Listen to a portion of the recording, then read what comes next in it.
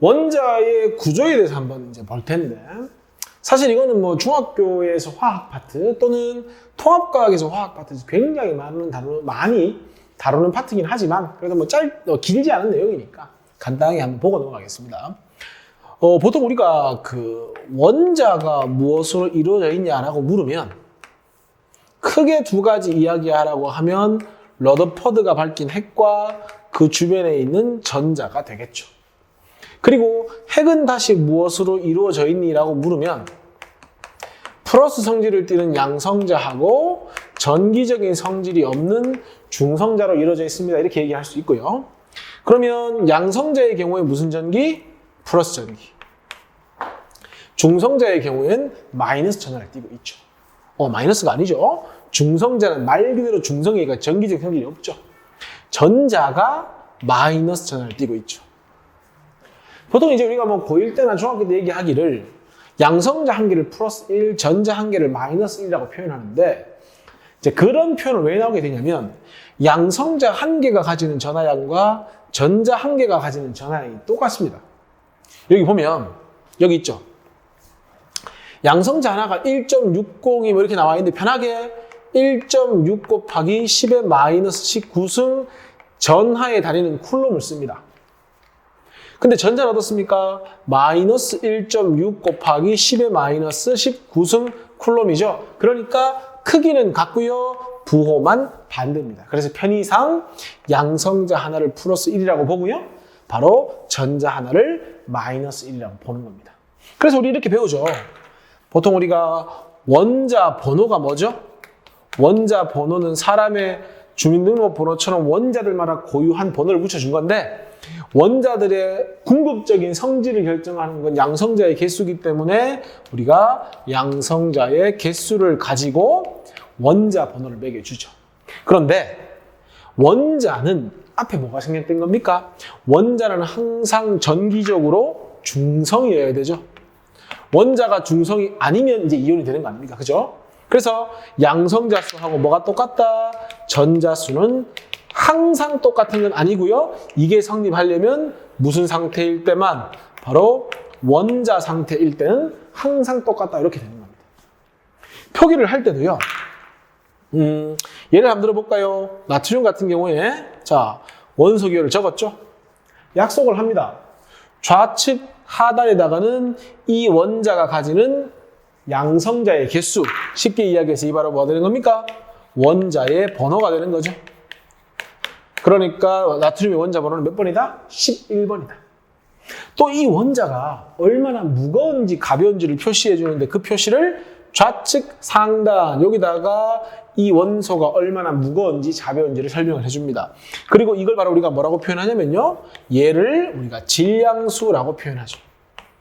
그리고 이 질량수는 원래는 양성자, 중성자, 전자까지 다 더해야 되는데, 전자는 너무 가벼우니까 치우고 양성자 개수하고 뭐하고 더한 게 된다? 바로 중성자의 개수를 더한 게 된다. 그럼 봅시다. 얘 지금 질량수 23이죠. 이게 23이죠. 원자 번호가 11번이니까 양성자 11개죠. 그럼 덧셈 뺄셈을 할 줄 알면 중성자가 12개 있다는 거 누구나 구할 수 있기 때문에 따로 중성자 개수를 표기하진 않는 겁니다. 왜냐면 원자 번호하고 뭐만 알면, 그 질량수만 알면 뭘 구할 수 있으니까? 중성자수를 구할 수 있으니까. 되겠습니까? 그리고 지금 여기가 비어있죠? 여기가 비어있는데 이런 거 가능하죠? 만약에 나트륨이 이렇게 표시될 수도 있죠. 이렇게. 이건 변함없고요. 이건 변함없습니다. 왜냐하면 이 중성 원자가 전자 한 개를 잃으면, 원래 플러스 11이었죠. 양성 11개니까. 전자 11개니까 마이너스 11인데 전자 하나 없어지면 플러스가 한 개 더 많아지기 때문에 이렇게 표시를 하죠. 이 상태를 우리 뭐라고 부르는 겁니까? 이 상태가 되면 이온이다, 이렇게 불러주는 겁니다. 그리고 이온 될 때는 단순히 전자 수만 줄어들거나 늘어나기 때문에 양성자 개수나 또는 중성자 개수, 즉 질량수는 변하지 않는다까지 정리가 돼주시면 됩니다. 사실 이거 뭐 중학교나 고1 때 다 배웠던 내용이긴 한데 한 번 더 정리를 해주는 겁니다. 됐죠? 자, 그러면 이제 문제 풀 건데요. 그 전에 이야기 하나만 하고 넘어갑시다. 자, 뭐냐면 우리가 이제 문제를 풀거나 공부하다 보면 이런 표현 많이 나옵니다. 핵 전하량 이런 표현 많이 나옵니다. 자, 핵 전하량은요, 기본적으로 무슨 전기를 띠고 있습니까?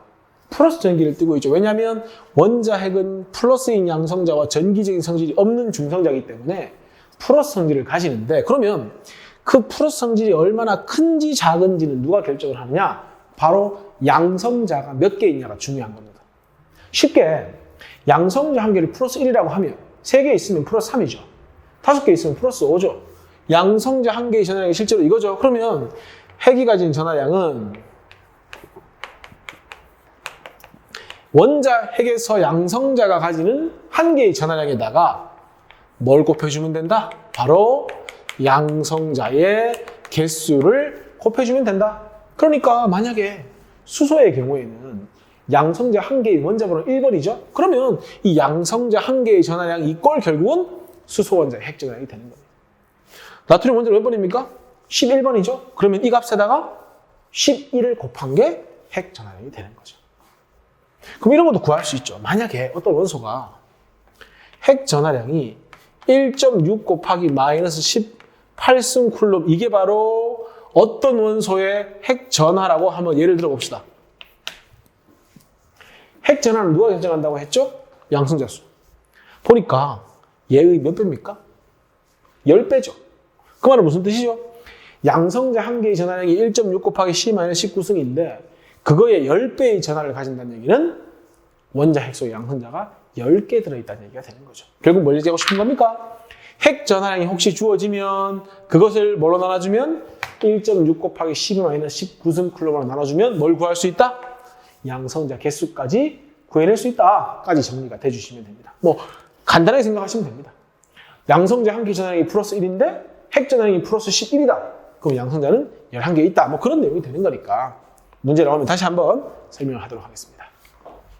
그 다음에요, 동위원소 이야기 한번 해봅시다. 동위원소는 기본적으로 여기 돼 있죠. 원자 번호가 같아야 됩니다. 원자 번호가 같다는 건 핵 속에 들어있는 양성자 개수가 같다는 거고요. 원자 번호가 같다는 건 사실상 뭐다? 동일한 원소라 이 말입니다. 퀄리티, 성분이 같다는 얘기입니다. 그러니까 여기 있죠. 화학적 성질은 뭐 할 수밖에 없다? 같을 수밖에 없다. 왜? 같은 원소니까. 예를 들어서 수소의 경우에 수소 질량수 1짜리인 게 있고요. 중수소라고 해서 2짜리인 게 있고요. 삼중수소라고 해서 3짜리인 게 있거든요.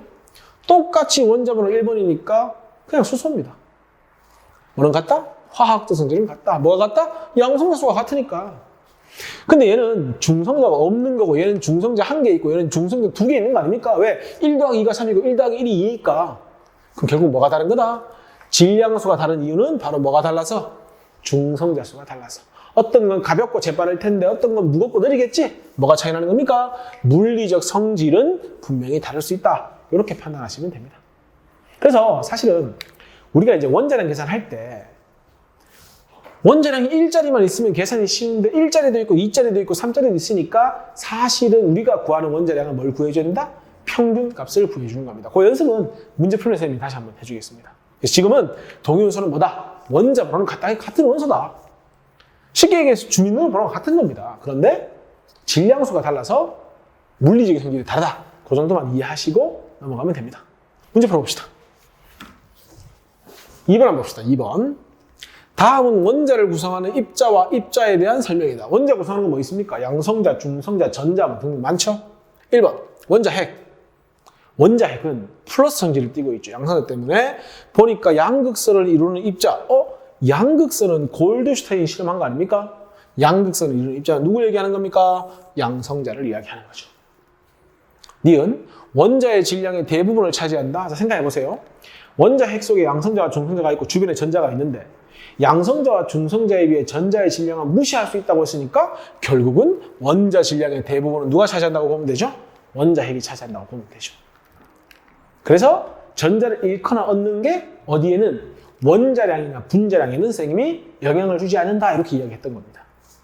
딕은 마이너스 전하를 띤 입자의 흐름이다. 누구 이야기합니까? 이게 음극선이죠. 전자를 이야기한다. 이렇게 보시면 되겠습니다. 자, 3번 봅시다. 자, 원자를 구성하는 입자에 대한 설명으로 OX를 찾아봐라. 1번, 원자의 크기는 원자 핵 주위의 전자가 차지하는 공간의 크기이다. 그렇죠. 맞는 말입니다. 설명하겠습니다. 나중에 원자 반지름 이야기할 때 할 텐데요. 원자의 크기라는 건 어떤 거냐면요. 영역입니다. 쉽게. 사실은 원자의 크기는 정확하게 잴 수 없으니까 원자 핵을 중심으로 전자들이 주변에 이렇게 널브러져 있거나 일정한 궤도를 돌거나 할 텐데 가장 멀리 있는 전자까지가 이 원자의 영역이라 생각하시면 됩니다. 그러니까 전자가 여러 개 있으면 가장 멀리 있는 전자까지의 거리, 핵 주위에 전자가 차지하는 공간을 원자의 크기로 보면 되는 겁니다. 맞는 말입니다. 됐죠? 2번. 원자 핵의 전하량은, 전하가 플러스 마이너스 말하는 거죠. 원자 핵은 일단 기본적으로 무슨 전하를 띠고 있죠? 플러스. 누구 때문에? 양성자 수 때문에. 그러면 양성자 수에 영향을 받지 중성자 수에 영향을 받지 않겠죠. 질량수는 여기 영향을 받겠죠. 그죠? 3번. 모든 원자의 원자 핵에는 양성자가 존재한다. 맞는 말이죠. 양성자가 없는 원자 핵은 없습니다. 하지만 유일하게 질량수 일자리인 수소는 중성자를 가지지 않은 건 있더라도 양성자가 없으면 원자 핵을 할 수가 없죠. 그죠? 틀림. 존재한다고 했죠? 존재한다고 했으니까 틀린 말. 이렇게 됩니다. 다 양성자를 가지고 있습니다. 되겠습니까? 4번 한번 봅시다. 알루미늄 지금 보면은 좌측 하단에 13이라고 적혀 있으니까 양성자 수는 얼마입니까? 13. 중성자 수는 모르겠는데 양성자 수에다가 중성자 수를 더한 게 바로 질량수에 해당하는 27이 돼야 되죠. 그러면 양성자 13개, 중성자가 14개 되어야만 질량수가 27이 되죠. 그리고 문제에서 보면 우측 상단에 플러스 또는 마이너스가 없기 때문에 알루미늄, 이거는 원자에 해당하는 거죠. 그리고 원자라면 핵 속에 있는 양성자 개수와 전자 개수 같아야 되니까 전자의 개수도 양성자 수와 같은 몇 개가 된다? 13개가 된다. 이렇게 정리하시면 되죠. 됐죠? 5번 한번 보겠습니다. 세 가지 원자라고 했으니까 분명히 전자 개수와 양성자 개수는 같아야겠죠. 물론 이거 누가 봐도 수소는 알 텐데 그건 몰라도 괜찮고요. 그냥 이렇게 합시다. A는 원자번호 1번 한 개니까 중성자 없으니까 1 더하기 0은 1, 질량수 1. B는 보니까 역시나 원자번호 1번이죠. 얘랑 동의 원소네. 왜? 얘는 질량수가 1인데 얘는 뭔가 3개 보이거든. 1 더하기 2는 3 이렇게. C는 보니까 좀 달라. 전자도 2개 있고 양성자 2개 있으니까 원자번호는 2번이고요. 그 다음에 2개 1개니까 더하면 3개 이렇게 되겠네요. 1번. A와 B는 동위원소 관계이다. 맞는 말이죠. 원자번호 같은데 질량수 다르니까. 2번. B하고 C는 원자번호가 하나는 1번이고 하나는 2번이기 때문에 틀리죠. 3번. 질량수 가장 큰 건 C라고 했는데 이것도 틀립니다. 왜 틀립니까? 얘랑 얘랑 같잖아요. 가장 큰 건 아니죠. 얘가 있으니까. 됐습니까? 그래서 얘들 둘이가 가장 크다 하든지 얘가 가장 작다고 하는 표현이 맞겠죠. 답은 OXX가 됩니다.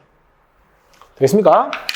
자, 그 다음 6번 보겠습니다. 표는 자연계에 존재하는 붕손인데 보니까 원자량이 10인 놈이 19.9% 있고요.